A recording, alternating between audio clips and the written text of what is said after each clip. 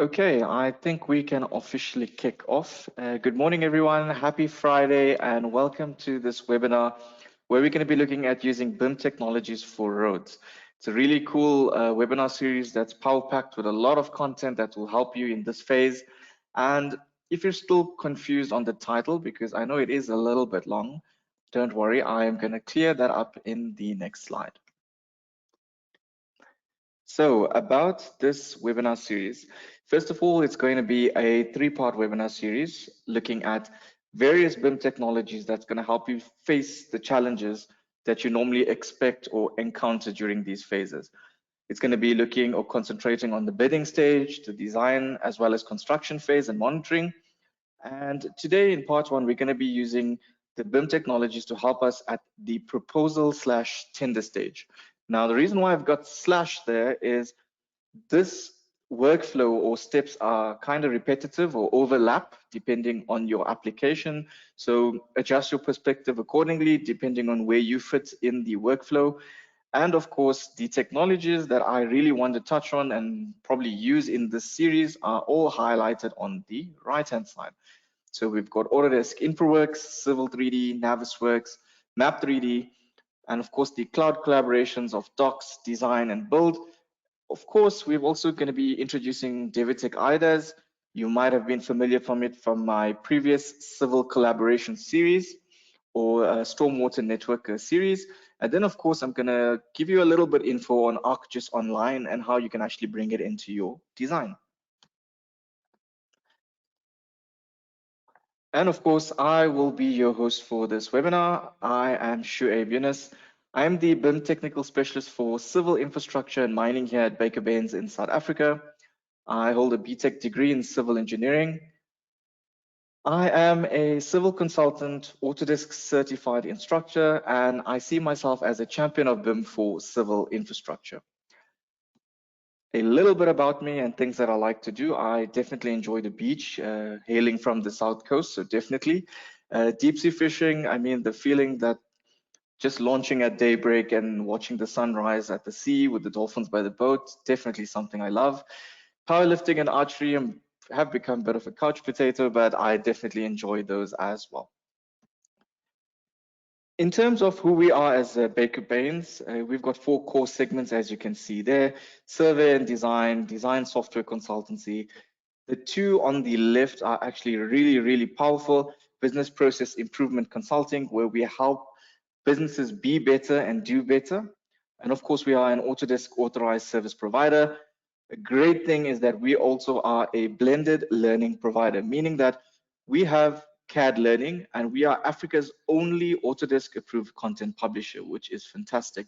It's definitely a tool that you should have as a designer in your arsenal to actually help you upskill on the go and also polish those software or design applications that you haven't used in a while.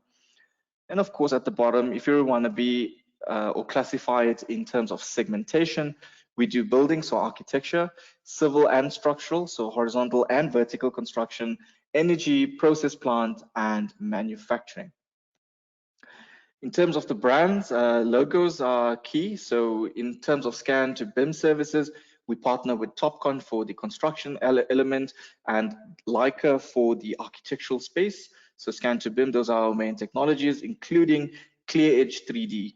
If you haven't heard of ClearEdge 3D, it is a game changer in the scan to BIM workflow, where it incorporates point cloud geometry extraction technology, which allows you to extract CAD elements into intelligent Revit families, making your modeling or saving you time on modeling up to 70 to 75%, which is great.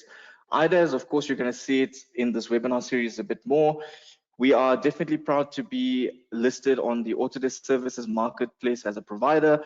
We are a service provider select. And of course, with the diversity, which I'm very proud in our company to have, we are a triple BE level 1 contributor.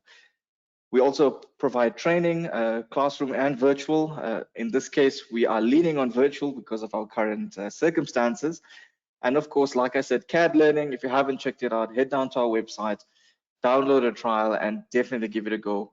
It's definitely the way to upskill during this time. All right, so now that we have a quick intro on who I am and who our company is, let's look at our agenda for today's session. So of course, if you know me by now, I always like to paint a picture to put things into perspective, and this is where we're going to start with an industry perspective, right? Then we're going to jump in directly into seeing the BIM applications in practice. And last but not least, or a very critical part of the webinar, is the closing. We're going to show you your key takeaways and of course, how we can actually help you to get on board on this digital transformation journey. And as the webinar goes along, if you have anything that you want to ask me, pop it into the chat box. I will tackle it at the end of the session. So, industry perspective, how professionals are currently doing things and what are the challenges that are faced. So let's go in here. So typically from consulting experience, when you're looking at a project for civil or roads, the proposal tender stage is more or less workflowed in this manner, where a road will be needed to be constructed and it will be advertised by the municipality. This results in us, the civil consultants and the companies, bidding on this. This bid is definitely tied with our service professional fee that we would need to incorporate. The tender briefings are compulsory, so you would need to go there, buy the document, hear the details, raise any concerns that you might have, and it could be actually accompanied by a site visit, which is really good in case where you want to identify if there's any existing services or just get a feel of what you're getting into, especially for roads. Once you have that information as a consultant, you'll head back to the office, get back with your design team and leverage whatever you have to estimate a professional fee, which is then submitted as part of your bid proposal. All right, so this is where we are currently. Now, when you are busy with the bidding stage or the proposal stage, these are the challenges that I have noticed, and I think you can also agree with them as professionals. It's very tough or very tricky coming to a professional fee based on information that is supplied, because it is very minimal, very basic. It could be very vague at certain times, and it's not what you would want as a technical person or an engineer or a director to help you actually cost things. And of course, the key element here as a design team, especially for roads, is not having survey data. If you don't have survey data, you can't really get a good feel of the estimates, which is quite challenging. You can't really do a prelim or a desktop study because this helps quite a bit on the surroundings. And if you don't have any information on existing services, it's quite a nightmare to actually revise when you get to the detailed design phase. Now, of course, this results in either under or excessively overpricing. So we would probably get the length of the road, we would anticipate the layer or pavement structure, do some quick maths on it, and we would get our pricing, which is okay, but it's not ideal because you don't really have some insight. Not only that, in a bidding proposal, you need to win over the body that's actually offering the work. So you need some good visuals, you need some key elements to highlight to them that, hey, I've actually done my homework on this. And of course, your track record, your project experience, yes, that's definitely part of all of the documentation process. But when it comes to design and conveying it in a fairly clear manner, it can be challenging in a proposal or a bid. So what do we normally do? Now, I know the designers are probably laughing and having a chuckle here, looking at the image on the right-hand side. I am included in that, where we would run to Google Earth. And I'm not shooting down Google Earth at all. It's quite a great tool. I have used it for a lot of road projects, leveraging whatever I can from it. If you're not familiar with it, as you can see on the right-hand side, what we would do is we would find the location of the road. We would plot the start and end points, and then draw like a polyline, get a length of the road in kilometers. And at the bottom, you would see here, let me just give it a click here, is actually the elevation profile. Now, the challenge with this is it's just a snapshot.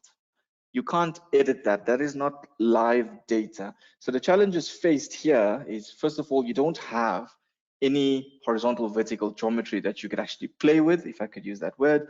No type of CAD, no prelim terrain, which is very important for any basis of design, and that leads to guesstimation. All right, I use that word very politely, so that's what happens. So now that we've got a perspective of what we are, let's jump right into it. So as a typical engineer, this is our project brief.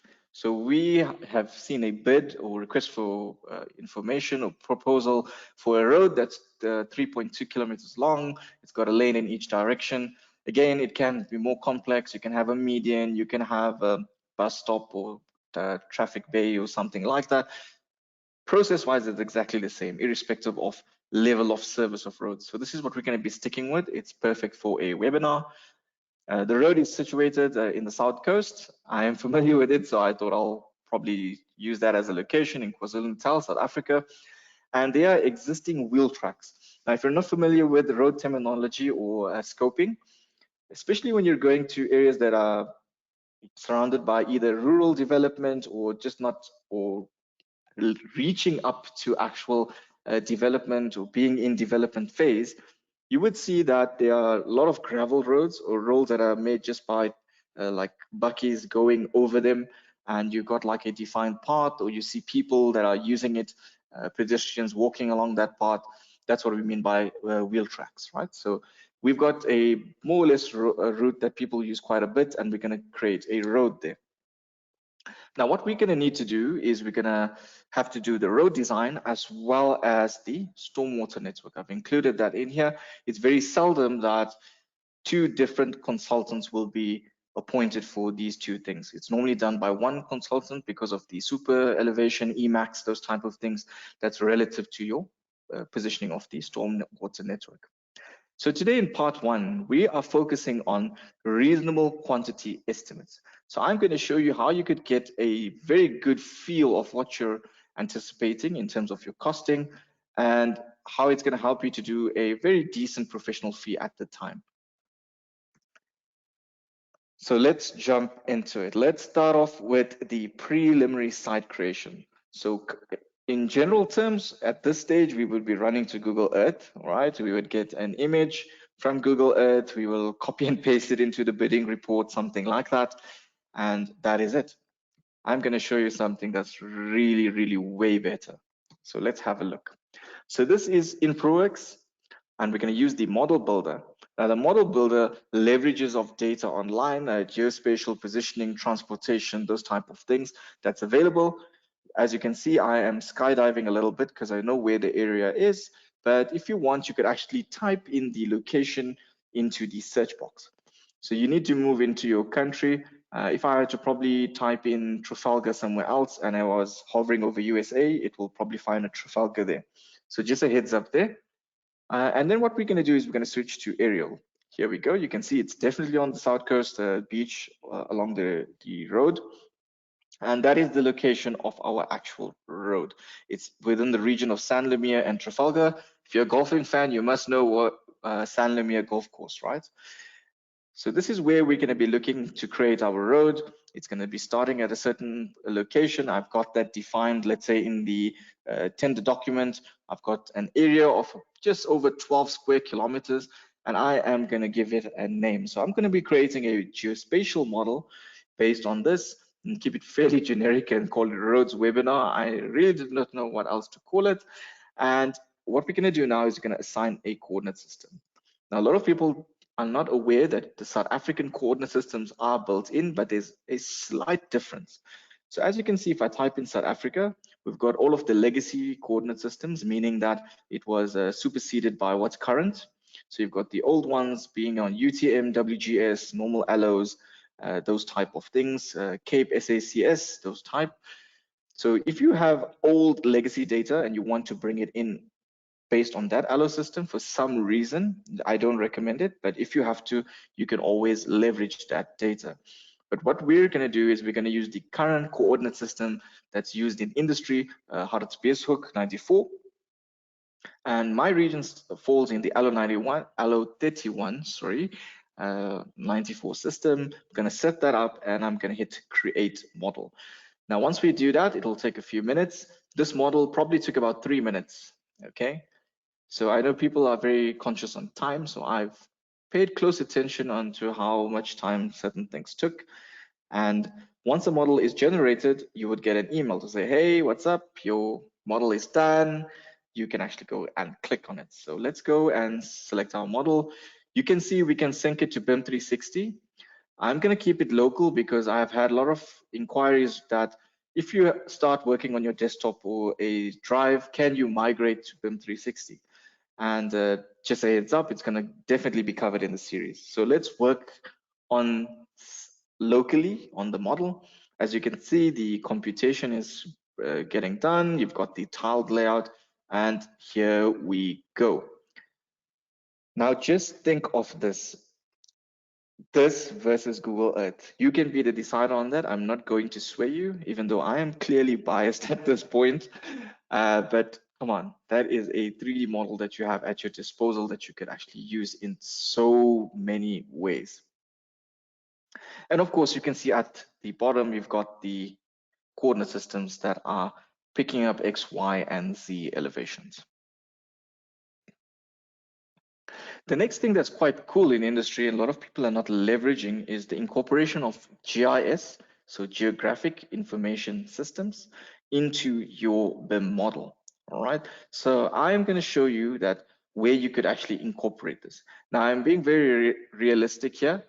At this stage, the chances of you having GIS data at your disposal is very minimal.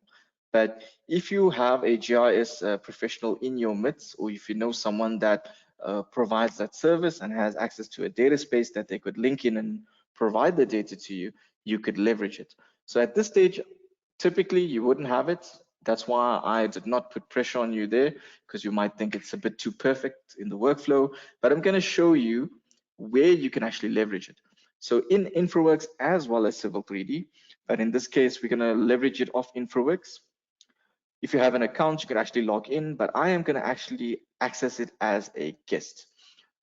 Now, you could be lucky, depending on where you're working, that there could be some public data available. As you can see, it picked up the correct location. You can see San Lemire and Trafalgar. That's exactly where you're working, so geolocation is on point. And you could actually scroll to see what data is available that's pertinent to you. Don't go and incorporate anything, please. Make sure you understand that it's relative to your area. For example, you're not going to bring in drought and war type of data. We're not in that segment. So please have a look. If you are connected to a data provider, you would be able to access a whole range of service information. So if there were pipe networks, if there were existing services, those type of things, you could actually incorporate that, import that into Infraworks, and you could have an exact position of where those services are, which is crazy. Okay, but we will get into that. I will probably cover it as we're going along in the webinar series to show you how GIS is actually quite cool. So let's jump into the road design. So first of all, I have stepped this for you so you don't get too overkilled with the video on my side or on your side. So let's start off with plotting out the road alignment. It all starts off here, and we're going to be switching to our model. So here we are. This is the model that we've just created, and engineers, you could actually toggle this to a much more engineering view where you could actually view the contour or terrain data. So yes, you've already got a preliminary surface. Remember, this is concept. This is not detailed. So you would still have to incorporate the survey data when you come from this, when it comes from the surveyor, but that is quite an easy transition rather than starting from scratch. So I've got my road mapped out here. So the road starting point is going to be at here. Okay. And the road end is going to be at this intersection. Now you can see it actually picked up planning roads and brought it in for you. Again, those are not at detail level, but it gives you relative positioning, which is great. And this is the entire extent of our road. Okay. So again, you can incorporate bookmarks like what I've done now to zoom in. So if you have a huge model, it'll be easy.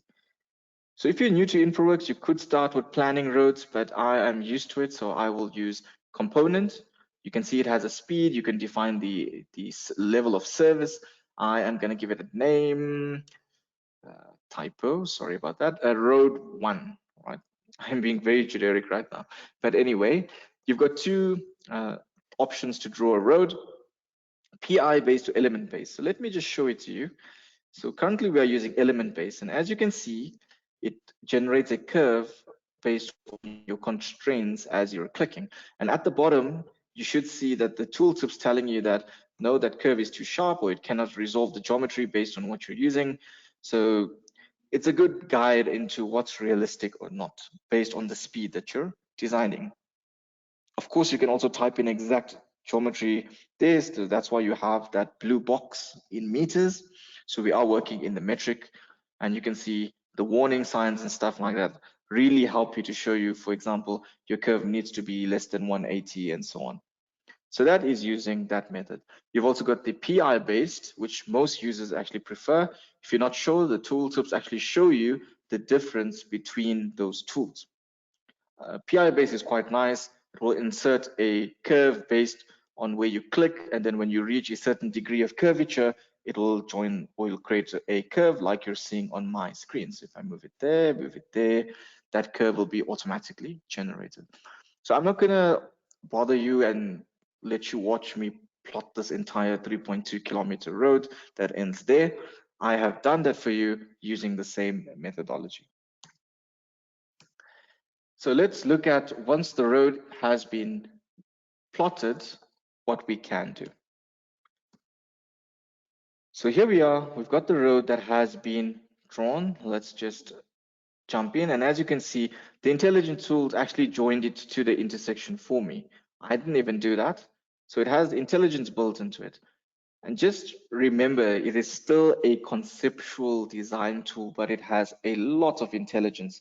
You can see the textures are quite nice. We've got a mountable, well, not a mountable curve, but we've got a curve that I would want to change just now.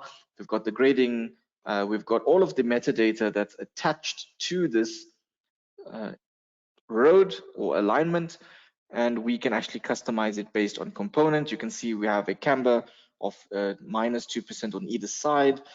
The only thing is we're dealing with one road layer, so that's why you would need quantities done in Civil 3D, but I'll show it to you later. So you can see the grading limit. If I have a constraint on either side of my road, if there were houses close by, I could set a fixed width.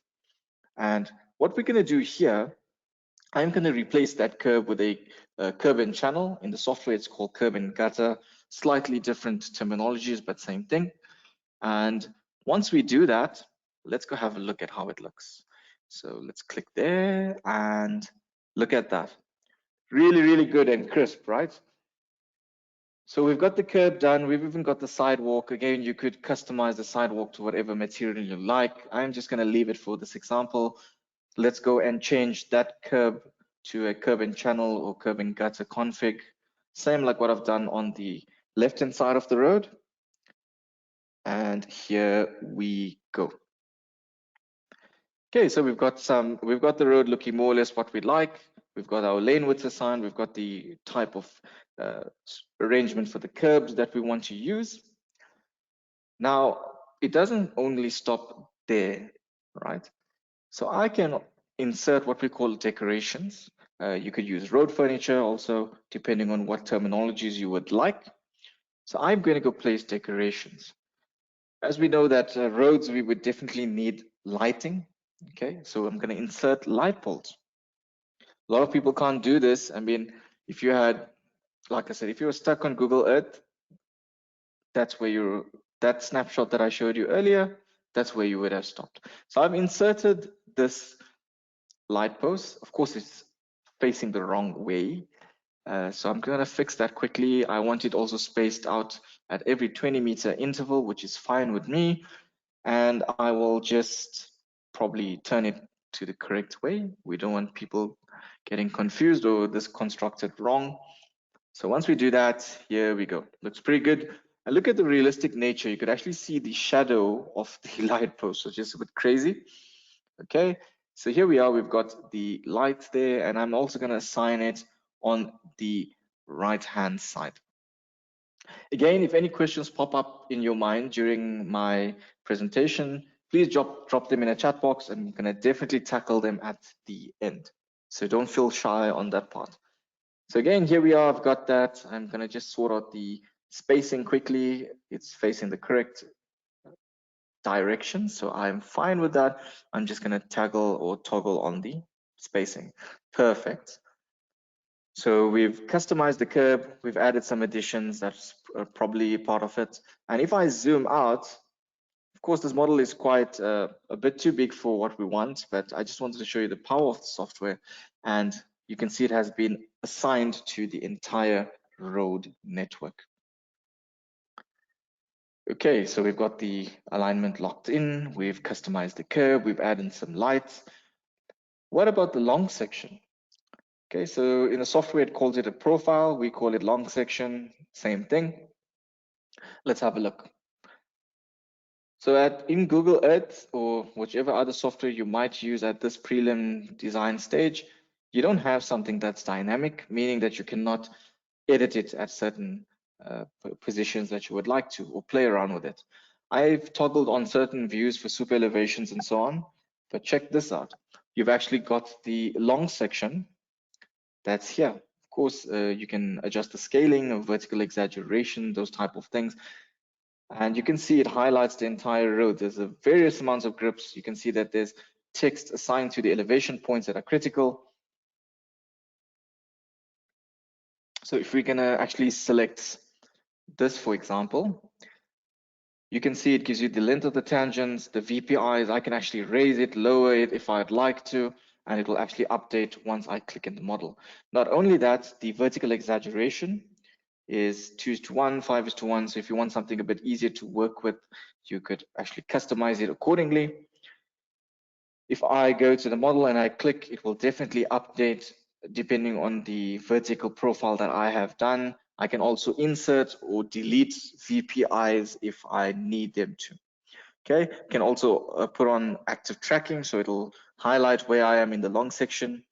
And if you're seeing those cross sections on the top there, I'll actually close this bottom part soon, but let's actually zoom into it. Those are the elevation points. So it shows you the cross section at those critical junctures.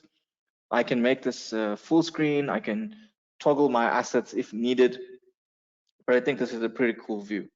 So let's close that. And if I go back and click on the alignment, you can see it gives you those stepped offsets. I can toggle off these views if they're a bit much, but I can also go and check. So for example, you can see the super on this part is as a crossfall type of config. I can put on the surface layers if I want to see the NGL versus the actual design. So we've got it in super elevation view at the moment. If we change it, you can see the cross section, and you can also see the cut and fill. Now look at the data that you already have versus what you conventionally do it. It's insane. You can also do the stepped offsets, like you can see as I click on a chainage, it's hovering in the plan view. I mean, come on, this is really, really insightful, especially when you've got very, very limited info that you can't really do much technical work on. Okay, so this is more or less the long sections that you have at your disposal. All right, so I think I am gonna just jump into something else. Before we go, we can actually look at the pavement marking. The pavement marking, depending on roads, a lot of people don't know that you could actually assign that in Infraworks. So let's say we wanted a solid white line. This is the normal markings that you would have, right? So I'm gonna put a solid white line in the center. And once we do that and we hit OK, you should see in the background it has updated. So very, very realistic and very visual as to what you want to see constructed, which is a game changer when you're submitting a bid. So that looks pretty good. We've got a lot of data already in just a few minutes. Stormwater network. I get a lot of questions on this, right? Especially from the water professionals or the stormwater specialists that ask, hey, there's a lot of cool stuff. What about us? Yes, there's definitely stuff that you could leverage, and that's what I'm going to show you right now. So let's jump here. Okay, so we've got our road, and if we go to the Analyze tab, here you go. we've got all of these drainage elements that you could use. Watershed is, I've done that before. If you've got an IDF curve, you can import that into rainfall content and you can actually size a drainage network. Now, what I'm going to do, instead of drawing one manually, so I can add my own culverts if I want to, I'm going to show you the automated process. So I'm going to add a drainage network. I am just going to change that name. So just give me a second here. Let's just delete that end quickly. So I'm just going to call it stormwater network, right? So this process is actually going to show you what you can use. So we've got inlet structures that we can use, very important, especially at low points. So there's a whole library that you could use. You can also create your own using the infrastructure parts editor, customize it so you know that it's in your library all the time. Okay, but I'm going to use whatever is in here. It's very similar to what we have here in South Africa. And the sizes, let's go with a 1.5 by 1.5. If we're looking at manholes at critical junctures or change in directions, we're going to definitely use that. Again, you've got a whole list or a catalog that you could actually leverage off. Okay, you can set your own settings here. Cover, of course, we have minimum cover as per spec. I'm just going to use 1 meter. It's a bit fine, but let's just use 1. And depending on material, you could actually define it there. Concrete, definitely, right? So we're going to stick to that. That is more or less on the stylization of your data. So don't worry about it. And you can see below it's telling me all I got to do now is hit enter. And once I hit enter, it's going to start using the cloud computing function that's built into it to analyze or place your drainage. It's fairly conservative, so you would need to edit it, but it gives you a good stage. Now, what I've done intentionally is if your road design is too flat at certain areas, the software will actually pick it up, which is mind-blowing. So you've got 2 hazard points to tell you, hey, listen, it's too flat here, the water's going to just stand, you need to do something. That's in simple terms, right? But let's zoom in here. You can see the inlets are in. Sometimes you might not want to have 2 on either side. You might have 1. You can definitely delete it, right? So again, this is a conservative guess based on terrain and what you have in your model. That's cloud computed. And if I go below ground, you can see there's your pipes and those are your structures, all right? So again, if you have a lot of services, and this is where GIS actually will be really cool. I mean, if you have service data, you could actually identify them and look at them here in a 3D manner, rather than just having a 2D line. So you can see all of the metadata has been attached to this, all right? For the structure, same for the pipe. You can even change the size if needed, those type of things. You can run your analysis if needed. But at this case, I'm thinking about you really want to get it done and dusted as quick as possible. I'm getting tongue-tied here. Quick as possible so that you can come to a good professional fee and get your work out. All right, so we've done the road, we've done the pipe network. What about the intersection? Is it really difficult? Not at all. So let's have a look. So like I said, it has intelligent features. So I'm going to switch to the much more prettier view of conceptual design. And if I go to my bookmark, I'm going to go to my road end. Now look at this, okay? I did not generate this. The software did it on its educated guess, if I could use that. So I'm going to convert this to a component road so that it becomes more on a detailed design level. Again, we're going to just be tying into that road. So we're not worried about this road or anything like that, but I'll just show you what I mean by intelligence. So if I convert this one again, let's give it a few seconds. Let's just try that again. Convert to component, hit OK, and just watch what happens. This is just right click and click. Look at that. It even incorporated the angle of the other road for the curb returns. All right, it looks pretty good. It even puts the road marking for the turning, which you can of course edit, but just look at that intelligence assigned to it. Quick and easy, all right? Now, this is a really cool function to make you very competitive in terms of costing or design. It's called road optimization. Now you've got 2 types of optimization. We're going to be covering the second one today, but the first one is, let's say for example, you are approached by a client to say, I want a road that starts here at this point and ends at a certain point. There's no defined route. Please give me a route that will work. Now, this is where we would use something called a corridor road optimization tool. This tool will actually take your terrain into consideration. If you have any avoidance areas or environmental impact assessment areas that are sensitive that you need to avoid, you can actually define it so it will bypass or avoid these areas. And then the cloud will actually use it to generate a corridor for you. Just think of that. Like you're telling the software, hey, get me there in the best way that you can, and this is what it will do. So if you want to play around with it, or if you have questions on it, you can put it in the chat box. I will define it better. The one we're going to use is on the vertical alignment. So let's look at it. So we stopped at the intersection. Just the one more thing that I want to show you is that you could actually upgrade this to a roundabout simply by click on it. In this case, it's not pertinent. But what's really cool is I can adjust the radii based on design vehicles. So if I'm going for something like a delivery truck, look at what happens here. Can you see that? It's actually design driven.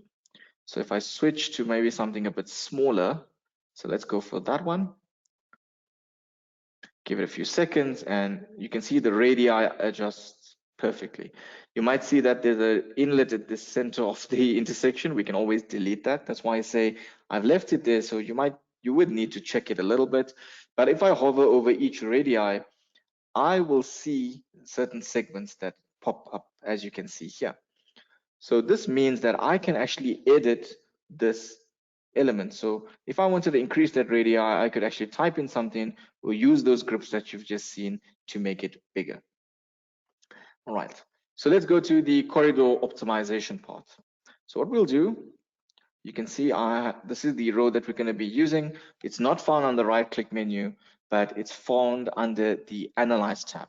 Now, if we go here under the Transportation tab, you will see there's the corridor one I talked about, and the one we're going to use is Profile because we have a defined start and end point.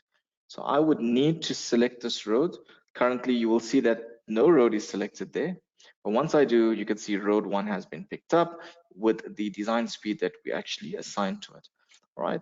If there were bridges and tunnels, it will assign a style to it.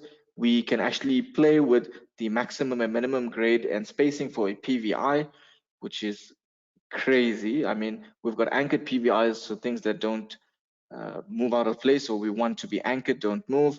You can set up construction rules as well as you can assign costing. The costing part is in dollars, right? But just think of it as in rands. It's the same thing. It's just a symbol at the end, okay? The value is still going to be the same. So once we do that, all right, we're going to click on it. It uses cloud credits, which it uses to render your stuff. And once you do that, the job monitor will open to let you work in the background while it processes it in the cloud. And you can see it's road 1 profile optimization. Once it has been done or rendered in the cloud, you will get an email to say that your report is done. But look at the detail in this report. It's absolutely crazy. First of all, it'll give you your long section. It'll give you the cross sections at each segment or whatever. It'll give you a full cut and fill table. It'll give you a list of your PVIs. If you set up hauling and stuff, it'll actually give you that. So free haul and overhaul, those type of things. If you define the parapet, which you can also do that. That is a lot of data. Eh? This data you normally use just before construction or when you get the survey data, you do your site visit. But I know that it is a prelim surface, but just look at it. You're not going to be far off when it comes to the detailed design phase. Speaking of design phase, we need to get an accurate or a prelim road corridor quantity. So let's look at how you would get it in Infraworks. So let's jump in here. All right, so here's our road. What I can do is calculate the cut and fill or the quantities for the entire model. So let's do the entire model first. So as you can see, it has done it, and here we are. It gives me a full list of all of my elements. Not only that, you could see, let's generate the report. You'll see it better. I am going to drop it on my desktop. It saves as a CSV. We like CSV, right? So let's open it up. And maybe let's just extend these columns so the text will fit. Here we go. And look at that. It gives you your length segments for your pipes. It gives you the number of light poles. That's crazy, right? That you might need at a spacing of 20. And it gives you a lot of other data that you could actually incorporate into your design. Okay, let's close this. And maybe let's look at the cut and fill data. So I can do it for the entire road, or I can do it for a certain segment. In this case, I will toggle this off because I want it for the entire road. And once I hit compute or play, let's see what happens. You've got your total cut, your total fill, and your net. That is remarkable, right? Not only that is we're going to export this. Again, you can decrease the increments to make it a little bit more accurate, but 20 is pretty good, used a lot in industry. Hit save this on the desktop, and let's go here, open this, and let's see what it gives us. Here we go. It gives you a station cut and fill report. So every 20 meters or every chainage at 20 and critical points, it will pick it up for you. It will give you a nice report. But wait, just look at the end. All right, so let's go down. It even gives you the start and end of the intersection, which is really good data, man. You actually know where your intersection region falls. So again, all of this is done in Infraworks. We haven't even touched a dedicated detailed design CAD package yet, but that's where we're transitioning to. So let's go into Civil 3D. Now, generally, when you work on a prelim design, so again, I'm using Google Earth because that's normally what we do. You'll have none of this data, which you've seen already. And when you get the survey data, that is only when you're going to be starting with your prelim design. And that is when you're going to be awarded and you're already offset for time. It's going to be a lot of pressure on you to get that done and dusted at a prelim. Then you have to develop different drawings for different occasions. So preliminary design drawings, tender drawings, construction, detail design, all of those things you're going to need to be doing at a very short time, especially when you're putting out a tender, when you're going to be appointing a contractor. Your tender drawings need to be on point so that there's no addendums and a lot of chaos when it reaches construction stage. So let's have a look here. I am not going to be starting a data from scratch. I'm going to use the Devitech template, which is fantastic for Civil 3D. If you don't have your hands on it, you can reach out to me or head out to the Devitech website and you can download it for free. So what I'm going to do is I'm going to take that concept design and bring it into a dedicated CAD platform, i.e. Civil 3D. So I'm going to bring that in. Again, there's no rework here, 0 at the moment. So I'm going to set the coordinate system. I can refine the things that I want. So I don't have to bring that entire model in because we don't want that. So I just want the existing survey data that's proposed by the cloud. I want the roads. Not only that, you will see that the drainage network, all the pipes, you can actually import them in. Now, I know a lot of designers don't really do this, and I can understand why, because drainage will definitely be detailed in the detailed design phase or when you get the survey data. But in this case, I am going to bring it in to show you how it looks. So we're going to be importing it. Again, the larger your model, the longer this will take. This took me just about 30 seconds, maybe shorter. I'm lying. It took a few more seconds, but it's quite quick. It's not going to take you the whole day, right? So once you've imported this data in, this is what you have, all right? So you've got the survey data, you've got the road corridors, you've even got the water lines that actually come in for like a river and those type of things. So let's zoom in and have a look at what came in. So here we are, we've already got the corridor done for us. Now, if you're a Civil 3D user, you know that's probably 80% of your design done and dusted, right? So just to show you that the survey data came through, I'm going to switch it on. These are the fantastic styles that are in the Devitech template already created for you. And as you can see, the contours are there. But just to make it cleaner to work, I'm going to switch it to border so that we don't all get dizzy while we are working, right? So let's zoom in. Let's look at the survey. Now, if you wanted to see if it was geolocated and we want to switch on the map uses Bing imagery still. So let's switch it on. And if your model was coordinated correctly, it will fall perfectly. So let's have our fingers crossed here. Perfect, right?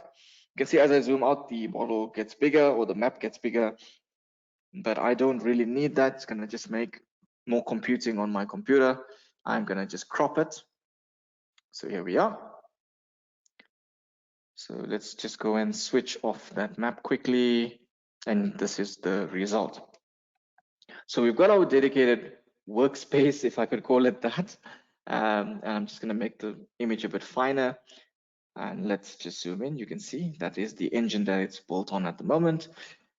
And this is the corridors. Now we don't need, for example, the R61 corridor, which is the main road, and we don't need the other road on the right-hand side. We can delete that at a later stage.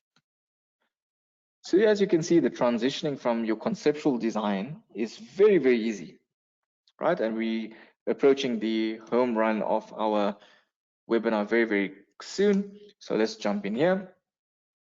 As you can see, the pipe networks and structures actually came in. This is exactly what it is. You can see if I can swap it with the Devotech template, which has the South African content that's loaded in there. You can do that at this stage, but for now, you could actually assume that it is a structure. If we look at the cross section and we zoom into it, this is what comes in from Infraworks. Now, if I wanted to get a reasonable estimate of the quantities of pavement material, I'm going to change this.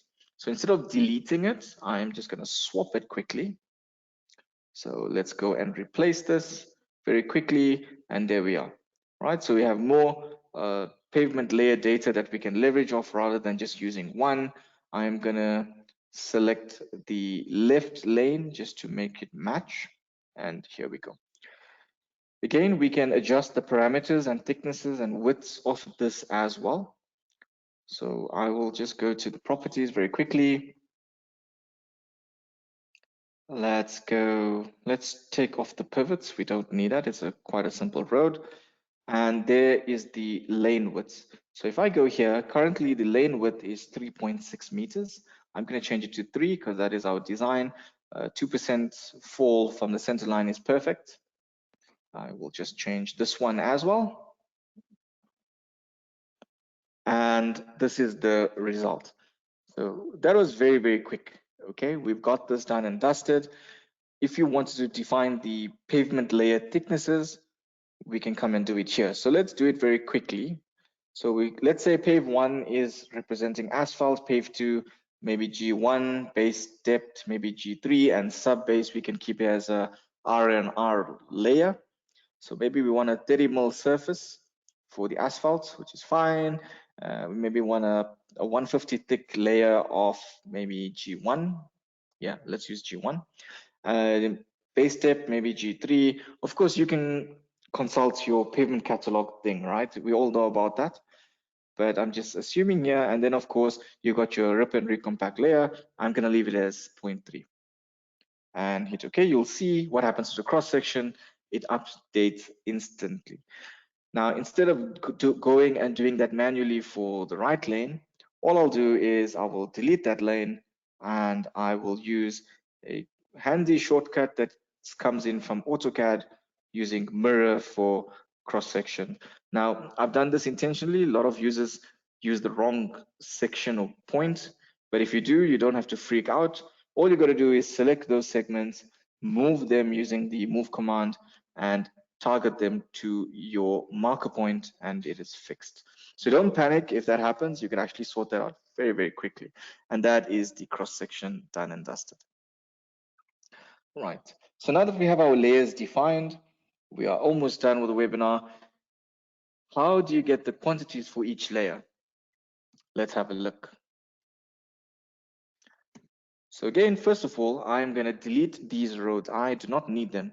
Okay. All I need is the center line. Of course, you'll get the detailed data once your surveyor submits it to you, but we are already way ahead of the curve right here, okay? Because if you're wondering how you can, do you have to delete the model and start again from the survey data? The answer is no, but you'll have to stick around for part 2 and part 3, right? This is what we have. That's our tie-in point. Now I could easily use the targeting for this, all right? But what I'll do is I'm going to use the intersection wizard that's built into Civil 3D. Now what this does, it gives us an option whether we want to tie into the main road, which is the case here, or we can blend in all of the crowns. We are tying into the main road being the R61. There are a lot of details that you can set here. If there were varying lane widths, you can see there's 3 meters at the moment. I can change them accordingly. But for this webinar, to save time, I have left it. I will leave the rest as default. The curb returns are set to 10 meters by default. And here we are.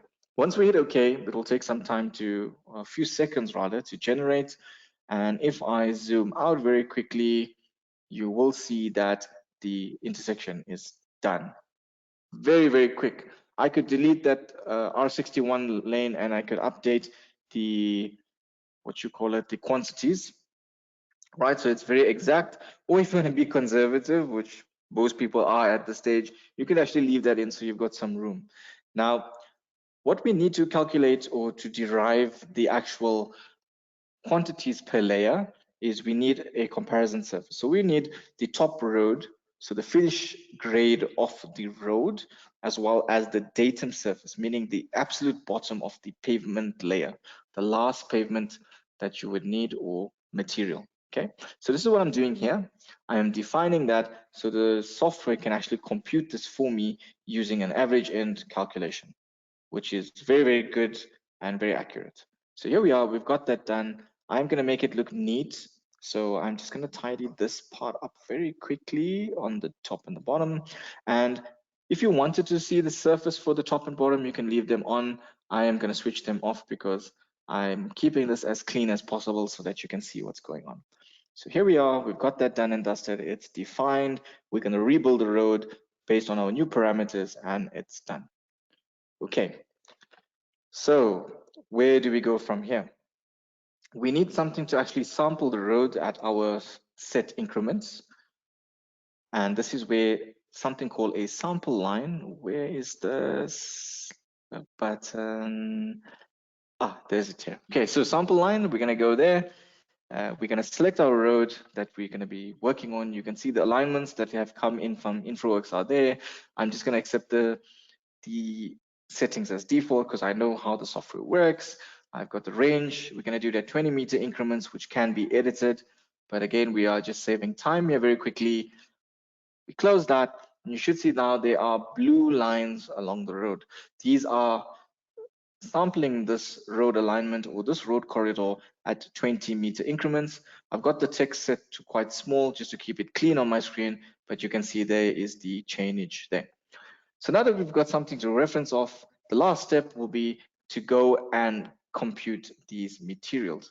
Now, we've got the road, so make sure your correct alignment is set. We can do the cut and fill very quickly. So I'm going to be defining my definition surfaces, if I could use that word, hit OK, and believe it or not, it actually has been calculated. Now you can't see anything at the moment, but that is why we can be generating a table.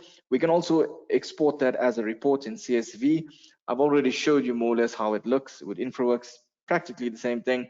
Let's go and do a table. So I could do a total volume table that will combine cut and fill values. But if you are interested, let's say, for example, in only the cut, we could do that. Again, the Devitic template is set up perfectly for this. And let's go have a look at how the table looks. So here we are. All of your staking out and material is given to you with the cumulative volume at the end. I hope you guys are absorbing what you're seeing here, because this is crazy. Like, to have this at such an early stage of your project is quite a game changer. All right. So let's go volume report. Like I said, you can export it. I'm not going to export it. You know how it looks. And what if you were interested in creating it per layer? So we've got the cut and fill material required for the corridor, okay? But what if you are interested in getting per layer? So this is what I'm going to be doing here, right? So I want, let's say, for example, the material for asphalt. I want to know how much of volume I would need for my asphalt layer. And I can do that by simply sampling it. And this is what we would normally do, all right? And we can also define other layers in the same manner. So I am just going to skip a few seconds because I see time is a bit not on our side. But as you can see, I've defined G2, G3, and I can also could have put a rip and recompact layer right there. And these are all of the layers done. Now, if we jump here and we go and sample this data, the same way that I've done with the earthworks, we would go in, let's say, for example, look at what G1 material we are looking at. We click here, and here is our table for G1, okay? And if we go to the bottom, that is the cumulative volume that you would require. So when you're phoning a quarry, you actually know what exact or very educated estimates you would need for your pricing. All right. You could also do that for the stormwater network by simply adding a pipe and stuff like that. But I'm going to do it in the detailed design phase in part 2. Okay. Last but not least is the long section. How would it look in Civil 3D? We did have a look at it in Infraworks, but how would it look in a detailed design platform? So this last step that I'm going to show you is going to show you more or less the profile view, how it is originally been generated. Now, as you can see, I have done nothing yet. All I've done is use the profile view wizard, which you're seeing on your screen, and I'm going to toggle on the stormwater network, which you can see relative to your road corridor. You can see there's quite a lot of pipes there, right? We're going to go next, create profile view, and let's go and drop it somewhere clean in our drawing. So maybe somewhere here. All right. Give it a click and let's have a look at what's going on here. So it'll just take a few seconds and look at this. Your profile view is actually done. There's the example of the structures and the pipe networks at critical points relative to the vertical alignment, which you can go adjust the positioning as well as all of the associated elevation data that comes through with it. And that's how the long section looks in Civil 3D. All right, so that was a lot of information, but just to recap what we've done, right? First of all, we created a 3D site. It had survey data, it had geolocation, and we actually drew the road. From there in Infraworks, we got the prelim quantities, including stuff like light poles. So you can get actually a quantity or units per asset, if I could use that. We also had the horizontal and vertical alignments that we could actually edit. We had a conservative stormwater network that we could use for costing purposes, but it would need to be revisited in the detailed design phase. Now, the critical thing here is if you're doing a bid proposal, right? I'm sure you already know these steps will come into play or repeated again in the tender stage, especially when it comes to the design part. So that's why I said proposal / tender stage. But you could actually use these 3D visuals into your bidding report, which is a really good thing. A lot of people that are in charge of this are not technically minded, like what I've shown you right now. I've done it very slow in this webinar, but all in all of this took me, I would say less than an hour, but just to be politically correct, just over 1 hour. That is quite quick to get a model done, to get the quantities, to get the 3D model, to get the long section, detail long section at a bidding phase, which is quite quick. So let's close things off and then we can let you get you going on your Friday, right? Today's key takeaways. So let's have a look. The image on the right-hand side says it all, okay? You can generate a 3D conceptual design model. You can get a detailed optimization report. You can get quantities both in Infraworks and Civil 3D. You can also get really good high visual render pictures that you can incorporate into your bid proposals.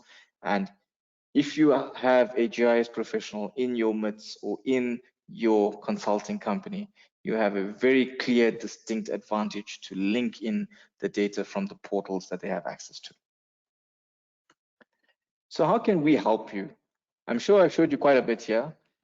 I will show you how we can actually bring you on track.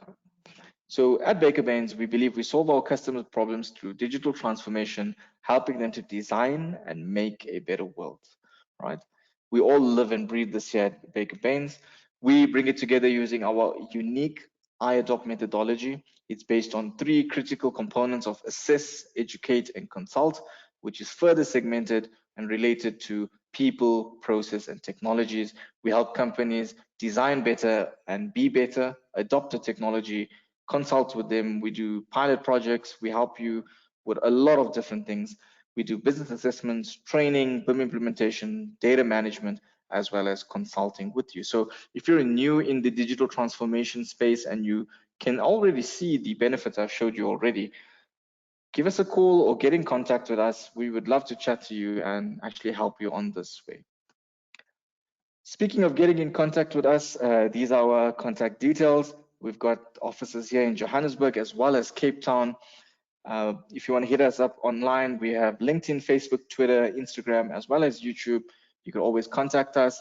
We boast an amazing support desk that's open from 8 a.m.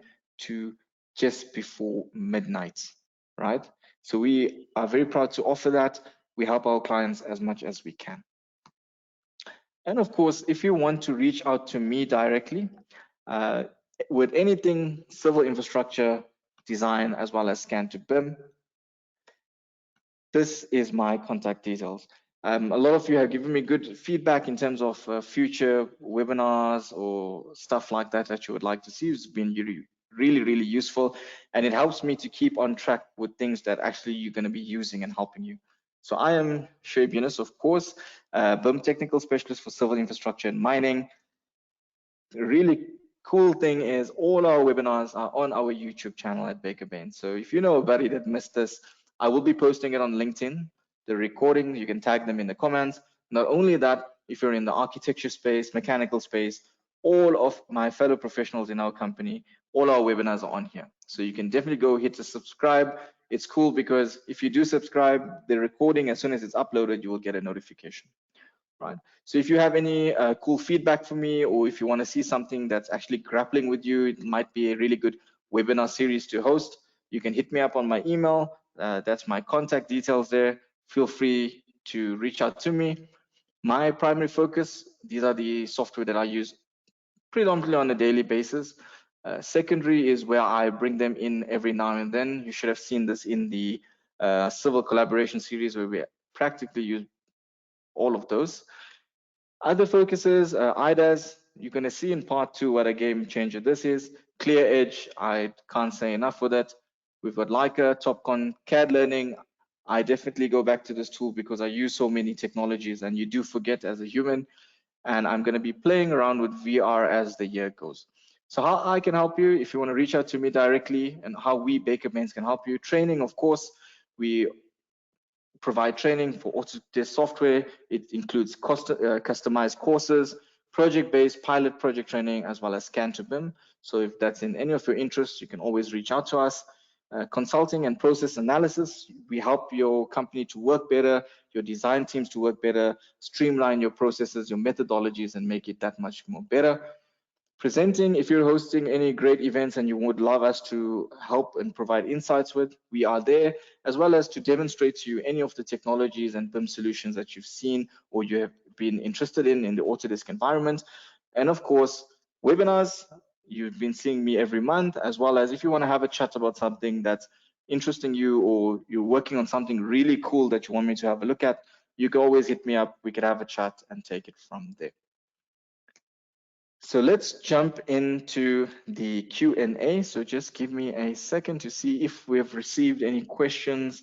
If you have any feedback of what you've seen here today, you can always drop that down in the chat box. It will be nice to see if it actually resonated with you or if there's anything that I actually missed. So I will give that a few seconds while I go through the questions bar. Okay, I was expecting this question here. Definitely. So I'm glad someone asked that. Why does it not use Google Earth imagery? No. So the software is built on Bing Maps. So it brings in the Bing imagery. And I know why you're probably asking this is you might have an image that you would like to use. It's a very simple solution to this where you could actually import the TIFF image into Civil 3D and it will be geolocated, so it'll sit exactly where you need. So if your surveyor goes out to site, he normally gives you an ortho photo as well as the land XML or text file, those type of things. If you have a really good high resolution photo, you could definitely attach it as a TIFF and work off there. I've done that many times. It works brilliantly.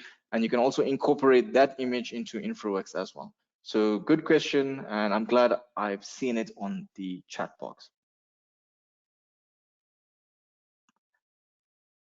Okay, there's another one here. I think I've already spoken about this during the webinar, but I will address it again. What happens when you get the survey data from the surveyor? It's as simple as importing it into Civil 3D, and then what you can do is actually hide the existing surface that you got from Infraworks, which you're not going to be using further on your design, or you could delete it. It's either one.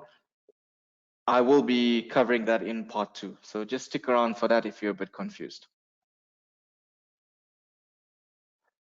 Okay, there's another one here for watersheds. I've tried the watersheds, but sometimes it does not pick up a solution. I have done it as well, and you are right. Depending on the elevation data on your terrain, it will not pick up a watershed. For example, if you're designing a road on a crest, there is no ways that if you're going to click on the road, it's going to pick up a watershed because the water is going to be draining on either side of the valley, right? So you have to apply sometimes your engineering principles or logic there to understand why it hasn't been. But if you have a hilly terrain or if you're positioned along a sag or crest or depending like that where the earth is converging towards your road, you'll definitely get a watershed. So give that a shot and let me know, all right?